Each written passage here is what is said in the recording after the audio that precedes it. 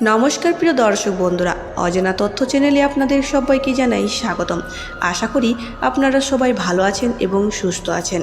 আমাদের হিন্দু সনাতন ধর্মের প্রতি মাসের একাদশী তিথির একটি বিশেষ গুরুত্ব রয়েছে। তবে শ্রাবণ মাসের এই পবিত্র সময়ে যে একাদশী আসে তা মহিমা সম্পূর্ণ আলাদা। শাস্ত্রে বলা হয়, এই একাদশীর দিন সামান্য কিছু নিয়ম মেনে চললে মানুষের জীবনে চরম দুর্ভাগ্য, মানসিক অশান্তি এবং অভাব অনাটন নিমিষে দূর হয়ে যায়। স্বয়ং পরমাত্মা আমাদের জীবনের সব বাধা দূর করে পরম সৌভাগ্যে ভরিয়ে দেন। আজকের ভিডিওতে আমরা অত্যন্ত বিস্তারিত জানব 2026 সালে শ্রাবণ মাসের কামিকা একাদশীর পালনের শুভ সময় কখন, এই দিনে কোন একটি সবজি বা খাবার ভুল করেও ছোবেন না, এবং প্রতিদিন সকালে ঘুম থেকে উঠে নিজের হাতের তালুর দিকে তাকিয়ে কোন অলৌকিক প্রক্রিয়াটা করলে আপনার মনের সব ইচ্ছা পূর্ণ হবে। সে সাথে জানব মা লক্ষ্মীকে ঘরে ধরে রাখার কিছু গোপন শাস্ত্রীয় নিয়ম। ভিডিওটি একটিও না কেটে পুরোটা নিষ্ঠা ভরে দেখুন, কারণ আজকের প্রতিটা কথা আপনার জীবনের মোড় ঘুরিয়ে দিতে পারে। বন্ধুরা, শাস্ত্র অনুসারে শ্রাবণ মাসে কৃষ্ণপক্ষের এই একাদশীকে আমরা কামিকা একাদশী নামে জানি। এই 4 মাস ভগবান শ্রীবিষ্ণু যোগনিদ্রায় থাকেন, তাই এই সময়ে ভগবান শিব, রাধাকৃষ্ণ এবং মা লক্ষ্মীর আরাধনা করলে কোটি গুণ বেশি পূর্ণ লাভ হয়। উদয় তিথি বা সূর্য উদয়ের নিয়ম অনুসারে আগামীকাল 9ই আগস্ট রবিবার সারা দেশ জুড়ে 2026 সালে কামিকা একাদশী ব্রত অত্যন্ত নিষ্ঠার সাথে পালিত হবে। এবার জেনে নেওয়া যাক একাদশীর পালনের শুভ সময়। একাদশীর উপবাসের পরের দিন পালন বা ব্রত ভাঙার একটি নির্দিষ্ট শুভ সময় থাকে। এই ক্ষেত্রে পালনের শুভ সময় হল 9ই আগস্ট রবিবার ভোর 5টা 4 মিনিট থেকে সকাল 6টা 17 মিনিটের মধ্যে। এই সময়ের মধ্যে অবশ্যই আপনারা পালন সম্পন্ন করবেন। বন্ধুরা, একাদশীর মূল নিয়মে যাওয়ার আগে আসুন আমরা জেনে নিই যে প্রতিদিন সকালে ঘুম থেকে উঠে আমাদের কোন সামান্য কাজটি করা উচিত, যা আমাদের জীবনে দুঃখ দারিদ্র্য হরণ করে পরম সৌভাগ্যে ভরিয়ে দেয়। বেদব্যাস মুনিজির অনুশাসন অনুসারে আমাদের প্রত্যেককেই ঘুম থেকে উঠে সবার প্রথম নিজের 2 হাতের তালুর দিকে তাকানো উচিত। কেন জানেন? কারণ বহু মানুষ রাতে ঘুমানোর পর আর সকালের পৃথিবীর আলো দেখতে পায় না, কিন্তু ঈশ্বরের বিশেষ কৃপায় আমরা নতুন একটি দিন উপহার পেয়েছি। তাই চোখ খুলেই হাতের তালু দর্শন অত্যন্ত শুভ। শাস্ত্রে বলা হয়, আমাদের হাতের অগ্রভাগে মা লক্ষ্মী, মাঝখানে মা সরস্বতী এবং হাতের মূলে স্বয়ং ভগবান শ্রীকৃষ্ণ বা গোবিন্দ বিরাজ করেন। তাই হাতের তালু দর্শন করলেই সমস্ত দেবদেবীর আশীর্বাদ একসাথেই প্রাপ্ত হয়। বিছানা ছাড়ার আগে হাতের তালুর দিকে তাকিয়ে আপনারা এই মন্ত্রটি মনে মনে 3 বার জপ করুন। ওম পরমাত্মে নমঃ। মন্ত্রটি পাঠ করার পর নিজের মনের ইচ্ছা বা বাসনা ঈশ্বরের কাছে আকুলভাবে জানান। এরপর বিছানা থেকে মাটিতে পা দেওয়ার আগে ভূমি মাতাকে প্রণাম করুন ও ধন্যবাদ দিন। তারপর মা বাবাকে প্রণাম করে সূর্য নারায়ণ দেবকে স্মরণ করে বলুন, আজকের এই দিনটি আমার অত্যন্ত ভালো কাটবে। বন্ধুরা, একাদশীর দিন সামান্য কিছু ভুল মানুষের জীবনে চরম দুর্গতি ডেকে আনে।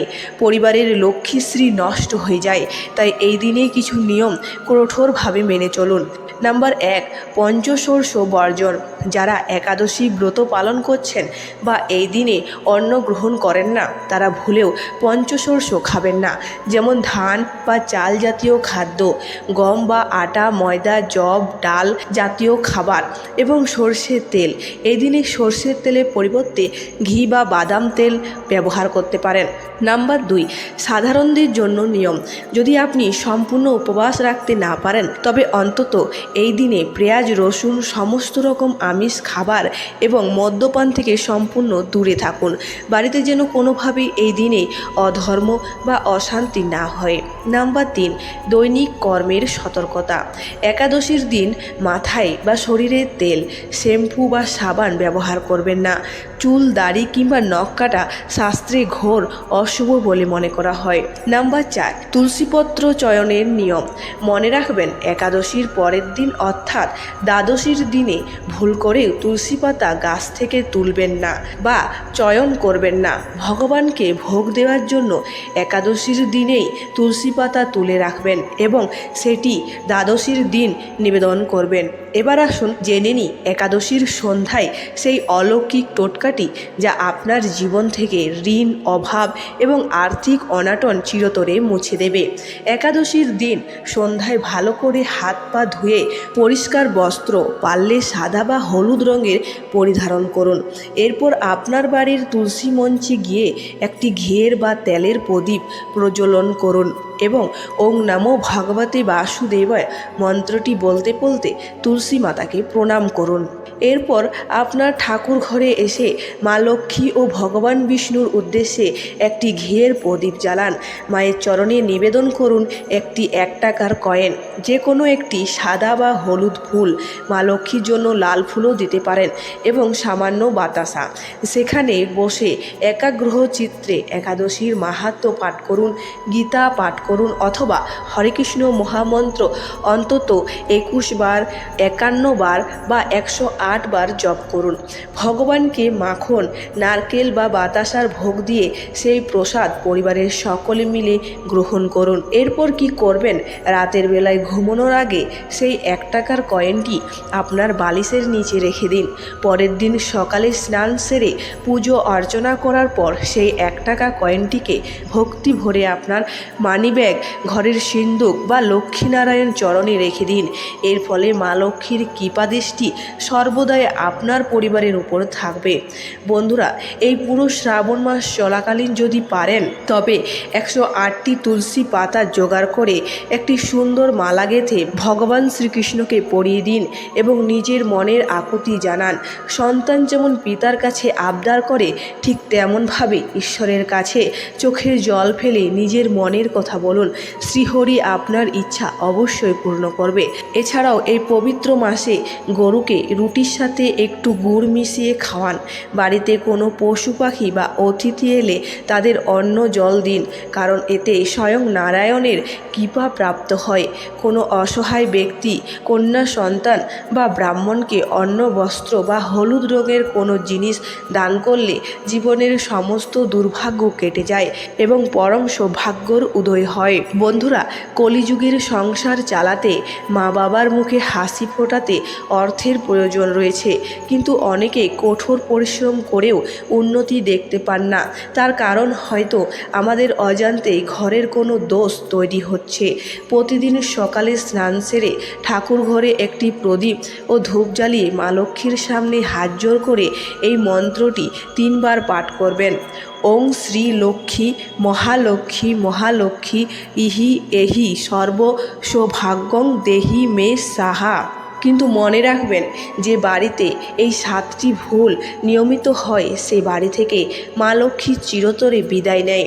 নাম্বার 1, ঝাঁটাই পা দেওয়া।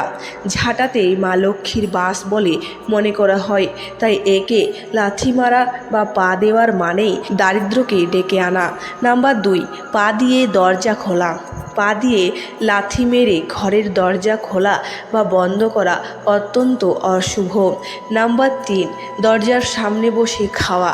ঘরের চৌকাঠে বা দরজার সামনে বসেই খাবার খেলে উন্নতির পথ বন্ধ হয়ে যায়। নাম্বার 4, সন্ধ্যাবেলায় ঘর ঝাঁট দেওয়া। যে সময়ে ঘরের লক্ষ্মীর আগমন ঘটে সেই সন্ধ্যায় ঘর ঝাড়ু দিলে অলক্ষ্মী বাস করেন। নাম্বার 5, রাতে নোংরা বাসন রাখা। রাতে খাওয়া দাওয়ার পর এঁঠো বাসন বা নোংরা পাত্র গ্যাসের ওপর রেখে ঘুমানো উচিত নয়। নাম্বার 6, বেশি বেলা করে ঘুম থেকে ওঠা। ভোরবেলা হলো দিনের সবচেয়ে শুভ সময়। যারা অলসতাবশত বেলা করে ঘুম থেকে ওঠেন তাদের ঘরে নেগেটিভ এনার্জি বাড়ে। নাম্বার 7, নারীদের অসম্মান করা। শাস্ত্রে বলা হয়, সংসার সুখী হয় রমণীর গুণে। যে বাড়িতে স্ত্রীর ওপর অত্যাচার হয়, নারীদের গায়ে হাত তোলা হয়, সেখানে মা লক্ষ্মী এক মুহূর্ত থাকেন না। তাই বন্ধুরা, এই নিয়মগুলো নিষ্ঠা ভরে মেনে চলুন এবং ঈশ্বরের প্রতি বিশ্বাস রাখুন। আজকের এই বিশেষ তথ্যটি যদি আপনাদের ভালো লেগে থাকে তবে ভিডিওটিতে একটি লাইক করতে ভুলবেন না। কমেন্ট বক্সে সবাই লিখুন জয় মা লক্ষ্মী। এরকম আরও আধ্যাত্মিক ও শিক্ষণীয় ভিডিও নিয়মিত পেতে আমাদের চ্যানেলটিকে এখনই সাবস্ক্রাইব করে পাশে থাকা বেল আইকনটি প্রেস করে রাখুন। সবাই ভালো থাকুন, সুস্থ থাকুন। হরে কৃষ্ণ। ওং নমঃ শিবায়।